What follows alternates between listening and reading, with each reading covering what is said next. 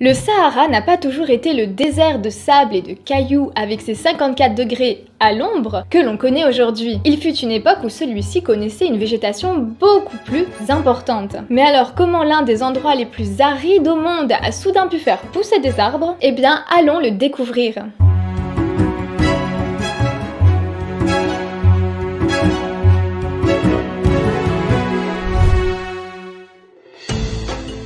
En plein cœur du Sahara, dans un endroit totalement désertique aujourd'hui, se trouve le témoin principal de groupes préhistoriques, l'art rupestre. Composé de sublimes gravures ou peintures représentant des animaux qui sont un jour venus dans les environs.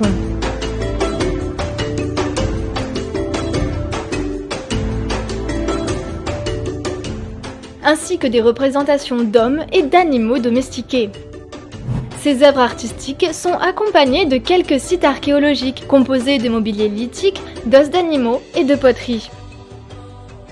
Le regroupement de ces sources met donc en évidence que par le passé, le désert d'aujourd'hui a été un jour beaucoup moins aride. Ces témoignages montrent un Sahara peuplé de grands mammifères, de groupes humains, de bétail et de surtout beaucoup d'eau. Oui, mais alors cette période, c'était quand ?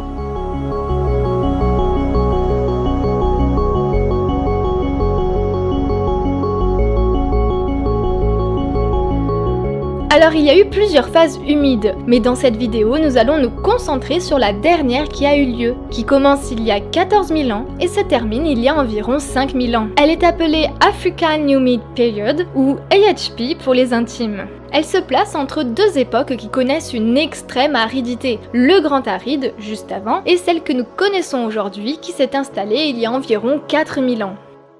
Alors quand on parle d'un Sahara plus vert, il ne faut pas s'imaginer une forêt luxuriante dans toute l'Afrique du Nord, mais plutôt y voir un paysage de savane et de prairies dont la limite se trouvait 500 km plus au nord qu'aujourd'hui, englobant les régions montagneuses du Tassili, de l'Ogar et de l'Aïr.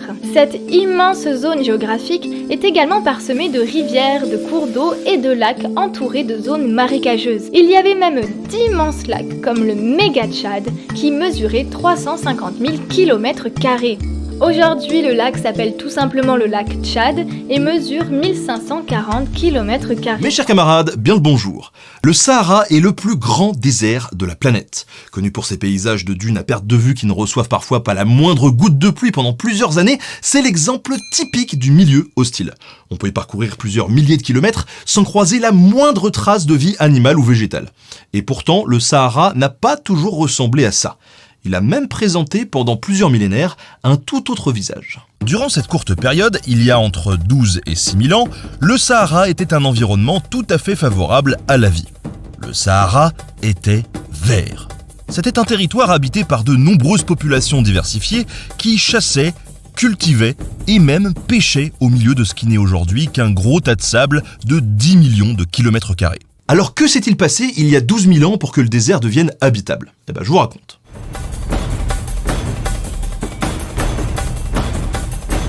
À la fin de la dernière grande glaciation, il y a environ 12 000 ans, le climat se réchauffe de manière assez brutale. Il devient même un peu plus chaud qu'aujourd'hui. La principale différence, c'est qu'à l'époque, les humains n'y sont pour rien. C'est un phénomène totalement naturel. En quelques millénaires, les glaciers fondent, le niveau des océans s'élève et leur température grimpe. À première vue, rien qui concerne notre désert. Pourtant, ce phénomène océanique modifie aussi en profondeur le système des vents en Afrique. L'océan, plus chaud, s'évapore beaucoup et fabrique davantage de nuages. Avec le réchauffement, les masses d'air en provenance du golfe de Guinée, au sud-ouest du Sahara, commencent à charrier beaucoup plus d'humidité et les moussons, ces fortes pluies saisonnières, se mettent à déferler très loin vers le nord de l'Afrique. Le Sahara reçoit alors des pluies régulières qui forment de nombreuses rivières, ainsi qu'une infinité de lacs pour les points bas. Lors de ces épisodes de fortes pluies, ces lacs viennent à fusionner et des régions marécageuses de plusieurs centaines de milliers de kilomètres carrés apparaissent. La plus grande d'entre elles est formée par le lac Tchad. Aujourd'hui, il n'en reste plus grand-chose, mais ce lac pouvait à l'époque atteindre une superficie au moins 200 fois supérieure à celle qu'on lui connaît. Il y a quelques millénaires, c'était une véritable mer intérieure de l'Afrique. Les reconstitutions des chercheurs vont jusqu'à lui prêter 340 000 km² et 160 mètres de profondeur. Quand il recevait trop d'eau, il débordait même vers le sud pour alimenter le fleuve Niger, distant de plusieurs centaines de kilomètres. Avec cette abondance d'eau, la vie se développe rapidement. L'apparition de ces fortes moussons favorise la colonisation du Sahara par la flore et la faune. Girafes, antilopes, mais aussi crocodiles, hippopotames, tortues, poissons et oiseaux se déploient dans cet immense territoire désormais parcouru de lacs et de rivières. Et qui dit abondance de vie végétale et animale, dit aussi peuplement des humains, qui suivent le gibier et colonisent cet environnement devenu hospitalier, le Sahara vert. Alors cette image d'un paysage entièrement vert, il faut quand même le nuancer un petit peu. Le désert va pas se transformer instantanément en une forêt tropicale luxuriante, et il va plutôt devenir une sorte d'immense savane. Faut imaginer des prairies à l'infini où vont pousser quelques arbres éparpillés.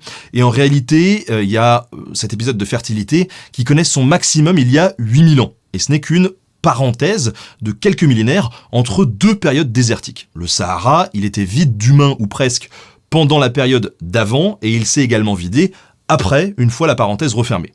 Mais on va revenir à nos humains.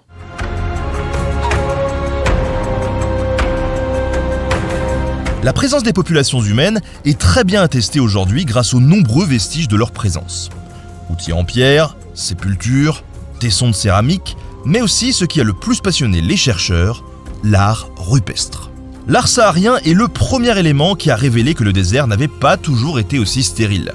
La découverte de peintures et de gravures par les expéditions coloniales, dès les années 1850, a piqué la curiosité des explorateurs car elles représentaient des animaux totalement absents de ces régions.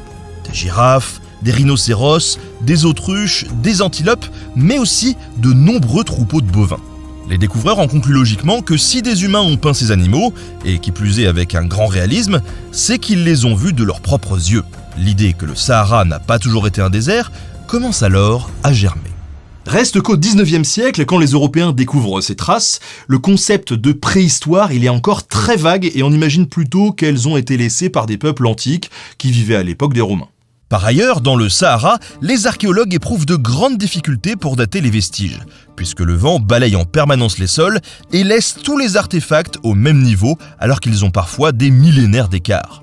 Pendant longtemps, on imagine donc que cet art rupestre a 2000 ans, tout au plus. Mais la multiplication des études sur le sujet et l'arrivée de datations précises au carbone 14 changent notre vision du Sahara.